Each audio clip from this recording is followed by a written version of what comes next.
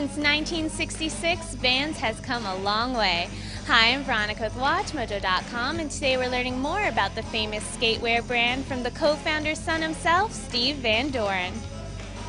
Can you start by giving us a brief history of Vans? My dad was from Boston, moved to California, had a dream about making his own shoes. We started in Southern California and had our own factory. We actually made shoes in the United States for about 30 years. And then we moved all of our factories offshore. The early days of Vans, when customers would come in, they would come in and say, I want that shoe in a blue or a yellow.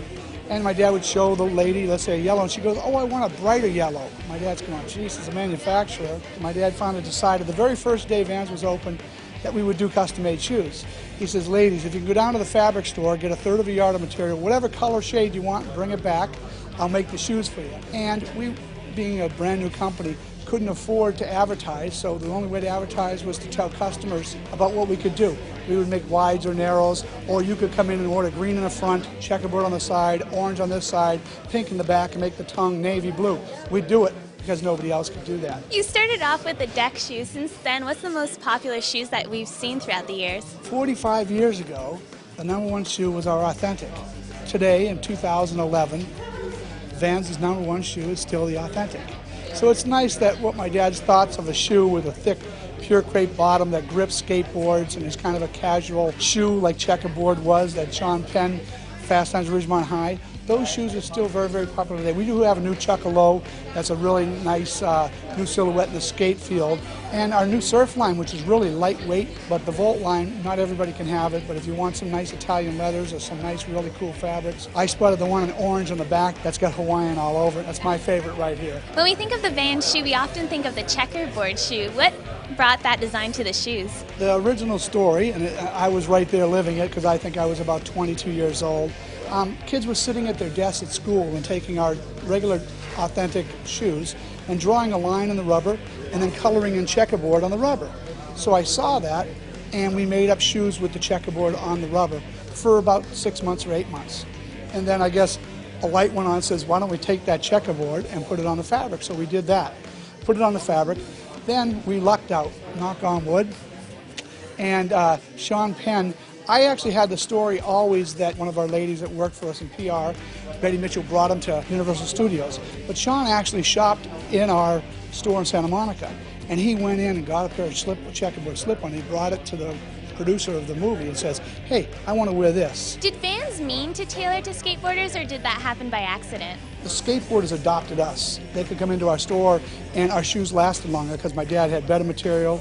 He had better rubber, he had better thread, nylon thread, and he had double stitching everywhere, and then we just followed the trend. We knew we weren't going to be football, basketball, baseball, but skateboarding, surfing, BMX, snowboarding, motocross, those were our sports. We're all individual sports, and Off the Wall came about in 1976, where Tony and guys like Stacy Peralta were going off the wall of pools. And that's where the saying came up, and that's what we put it on our very first skate shoe, was Off the Wall. With Vans helping people design their own shoes, what's the weirdest thing someone asked you to make into a shoe? I wouldn't say weird, but unique. My daughter just got married 3 months ago, and I took some material from her wedding dress, and I went and bought it ahead of time, not out of the actual dress, and I surprised her with a pair of shoes, and it has all this bling bling all over it and stuff like that. But we've had some wild, crazy shoes. Weird Al Yankovic, a musician, he probably has about 150 pair of Vans. I always invited him down to the factory, and he'd go through all the size 11s and find all these Hawaiian print, crazy looking things. And I actually made him a pair about 2 years ago. I was in Australia, and found, if you know of a troll doll, that fuzzy troll doll, this fabric that was like orange, green, purple, yellow troll doll material. I made a pair of skate highs up for myself. When I looked at it, my wife goes, what are you going to do with that? Because she knows I'm kind of a wild and crazy guy. I said, I'm going to give him to Weird Al Yankovic, and that's what I did. I sent him up to Al. He called me up and says, they're great. I imagine you have lots of shoes. What's your favorite pair? I've never been a collector, even though I found out collecting was really good if you did it and you saved them. All my shoes have been worn. No matter what shoe I get, I wear, and then I put it in the garage. I have my wife yell at me for having too many shoes in the garage and stuff. But it might be one of the newer Native American prints I made out of Pendleton material. I actually went to the powwow this last weekend in Albuquerque, New Mexico, and they make blankets. So we take the material they make blankets out of it, and I made shoes up for the Native American Skate Jam. And they're gorgeous. I made some slip-ons out of that, and it's probably one of those shoes there. Well, thank you. So great to have you. All right, take it easy.